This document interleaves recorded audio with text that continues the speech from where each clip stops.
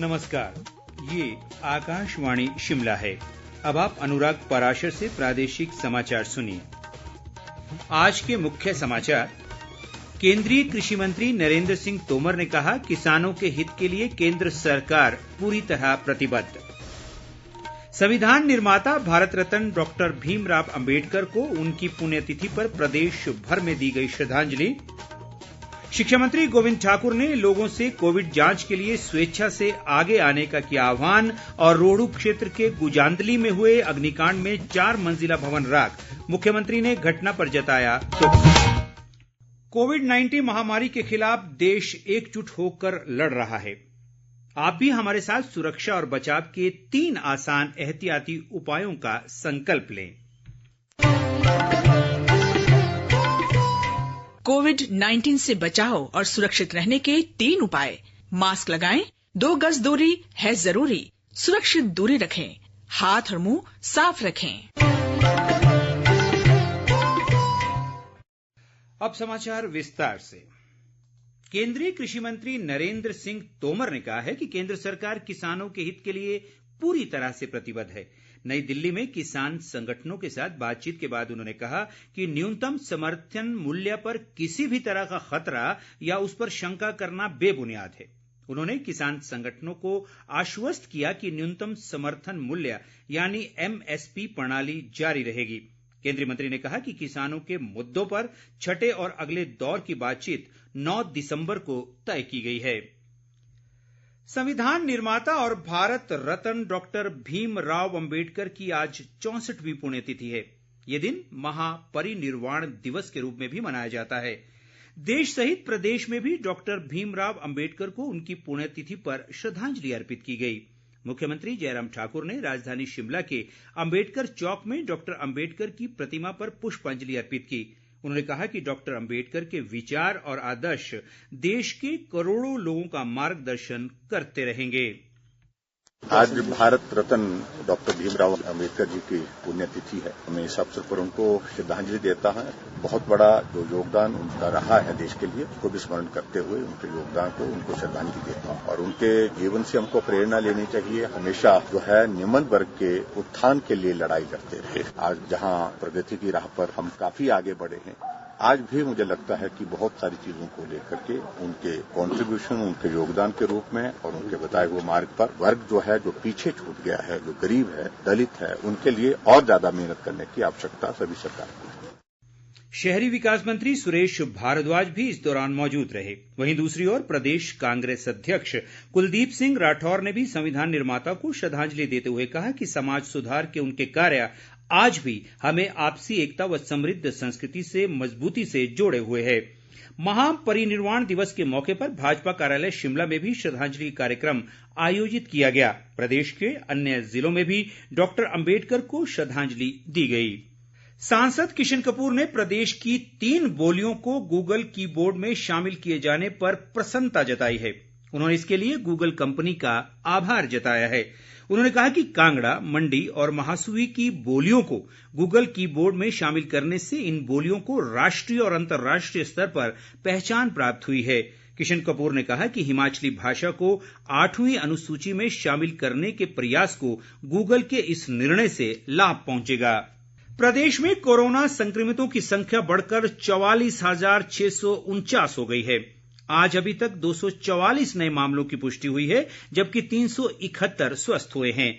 स्वास्थ्य विभाग द्वारा जारी बुलेटिन के अनुसार राज्य में अब तक 35,774 लोग संक्रमण से ठीक हो चुके हैं और वर्तमान में 8,111 सक्रिय मामले हैं। शिमला जिले में अब तक सबसे अधिक 8,327, मंडी में 7,266, जबकि कांगड़ा जिले में 5,913 मामले सामने आ चुके हैं। राज्य में कोरोना संक्रमण से अब तक 720 लोगों की मृत्यु हुई है। प्रदेश भर में अब तक 5,69,740 लोगों की कोरोना जांच की गई है। देश में कोविड-19 से स्वस्थ होने की दर बढ़कर 94.37% हो गई है। कोरोना से देश में अब तक 91,792 से अधिक रोगी स्वस्थ हो चुके हैं। देश में इस महामारी से संक्रमितों का आंकड़ा बढ़कर 96,44,222 तक पहुंच गया है। कोरोना संक्रमण से अब तक 1,40,182 लोगों की मृत्यु हुई है। भारतीय आयुर्विज्ञान परिषद ICMR के अनुसार देश में अब तक 14,69,86,575 कोरोना टेस्ट किए गए हैं। बीते 24 घंटों के दौरान 11,01,063 कोविड नमूनों की जांच की गई। शिक्षा मंत्री गोविंद ठाकुर ने लोगों से कोविड जांच के लिए स्वेच्छा से आगे आने का आह्वान किया है। उन्होंने कहा कि ऐसा करने से वे जहां स्वयं सुरक्षित रहेंगे, वहीं अपने परिजनों को भी संक्रमित होने से बचा पाएंगे। गोविंद ठाकुर ने बताया कि कुल्लू जिले में प्रत्येक चिकित्सा खंड स्तर पर सैंपल लेने के लिए प्रशासन द्वारा टीमों का गठन किया गया है। उन्होंने कहा कि 15 दिसंबर तक संक्रमण का खतरा अधिक है। ऐसे में जिले में हर रोज करीब 500 सैंपल लेने का लक्ष्य रखा गया है। प्रदेश कांग्रेस अध्यक्ष कुलदीप सिंह राठौर ने देश के किसानों द्वारा 8 दिसंबर को प्रस्तावित भारत बंद के लिए आम लोगों से समर्थन का आग्रह किया है। उन्होंने आज शिमला में कहा कि पार्टी ने किसानों के समर्थन में पिछले दिनों एक हस्ताक्षर अभियान भी चलाया था और ये सभी हस्ताक्षर अखिल भारतीय कांग्रेस द्वारा राष्ट्रपति को भेजे गए हैं। कांग्रेस नेता व पूर्व मुख्य संसदीय सचिव रोहित ठाकुर ने कोरोना मामलों में वृद्धि के चलते शिमला जिले में पंचायत चुनाव 6 महीने तक टालने की सलाह दी है। उन्होंने कहा कि शिमला जिले में संक्रमण तेजी से बढ़ रहा है और चुनाव होने से संक्रमण फैलने की आशंका है। रोहित ठाकुर ने कहा कि यदि चुनाव को टालने को लेकर कोई संवैधानिक समस्या आ रही है तो प्रदेश सरकार को इस मुद्दे को केंद्र सरकार के समक्ष गंभीरता से उठाना चाहिए। शिमला जिले में रोहडू उपमंडल के गुजांदली में बीती रात हुए अग्निकांड में 4 मंजिला भवन जलकर राख हो गया। इस घटना से 6 परिवार बेघर हो गए हैं। घटना की सूचना मिलते ही स्थानीय प्रशासन ने पुलिस व दमकल टीम के साथ राहत कार्य शुरू किया। इस अग्निकांड में जानमाल के नुकसान का कोई समाचार नहीं है। इस बीच मुख्यमंत्री जयराम ठाकुर ने इस घटना पर गहरा दुख व्यक्त करते हुए प्रशासन को प्रभावित परिवारों को तुरंत फौरी राहत प्रदान करने के निर्देश दिए हैं। हमने डिस्ट्रिक्ट एडमिनिस्ट्रेशन को कहा है कि तुरंत जो है राहत के रूप में जो मदद वहां पर की जा सकती है प्रभावित परिवारों की, वो सुनिश्चित करें और वहां आग के कारणों की भी जांच करें और उसके साथ साथ में जो लोग हैं उनको इस सर्दी के मौसम में जो भी आवश्यकता होगी उस आवश्यकता को पूर्ण करने में सहयोग दें।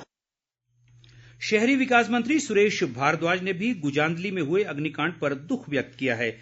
उन्होंने आश्वासन दिया कि सरकार प्रभावित परिवारों को हर संभव सहयोग प्रदान करेगी। प्रदेश भाजपा अध्यक्ष सुरेश कश्यप ने भी घटना पर दुख व्यक्त करते हुए कहा कि पार्टी पीड़ित परिवारों को हर संभव सहायता देने के लिए तत्पर है। एपीएमसी हमीरपुर के चेयरमैन अजय शर्मा ने हमीरपुर विधानसभा क्षेत्र के जंगल रोपा में आज क्रिकेट प्रतियोगिता का शुभारंभ किया। इस अवसर पर उन्होंने कहा कि व्यक्ति निर्माण में खेलों की महत्वपूर्ण भूमिका होती है। अजय शर्मा ने कहा कि सांसद अनुराग ठाकुर ने प्रदेश में क्रिकेट को बुलंदियों पर पहुंचाया है और धर्मशाला में अंतर्राष्ट्रीय स्तर का स्टेडियम बनाकर इतिहास कायम किया है। प्रदेश विद्युत बोर्ड ने गरीब परिवारों से मुख्यमंत्री रोशनी योजना का लाभ लेने का आग्रह किया है। बोर्ड के एक प्रवक्ता के अनुसार योजना के तहत गरीब लोगों को बिजली कनेक्शन मुफ्त दिए जा रहे हैं। लोग इस योजना की अधिक जानकारी बोर्ड के किसी भी sub division toll free number 1912 या फिर 1800-180-8060 से हासिल कर सकते हैं। प्रदेश में आने वाले दिनों में मौसम एक बार फिर करवट ले सकता है। मौसम विभाग ने कल 7 दिसंबर से 10 दिसंबर तक निचले इलाकों में कुछ स्थानों पर हल्की वर्षा जबकि ऊंची चोटियों पर हिमपात की संभावना जताई है। इस बीच प्रदेश के अधिकांश क्षेत्रों में आज भी हल्के बादल छाए रहे। पिछले कुछ दिनों से राज्य में मौसम आमतौर पर साफ बना हुआ है। और अंत में मुख्य समाचार एक बार फिर। केंद्रीय कृषि मंत्री नरेंद्र सिंह तोमर ने कहा, किसानों के हित के लिए केंद्र सरकार पूरी तरह प्रतिबद्ध। संविधान निर्माता भारत रत्न डॉक्टर भीमराव अंबेडकर को उनकी पुण्यतिथि पर प्रदेश भर में दी गई श्रद्धांजलि। शिक्षा मंत्री गोविंद ठाकुर ने लोगों से कोविड जांच के लिए स्वेच्छा से आगे आने का किया आह्वान। और रोहडू क्षेत्र के गुजांदली में हुए अग्निकांड में 4 मंजिला भवन राख, मुख्यमंत्री ने घटना पर जताया दुख। इसके साथ ही ये समाचार बुलेटिन समाप्त हुआ। नमस्कार।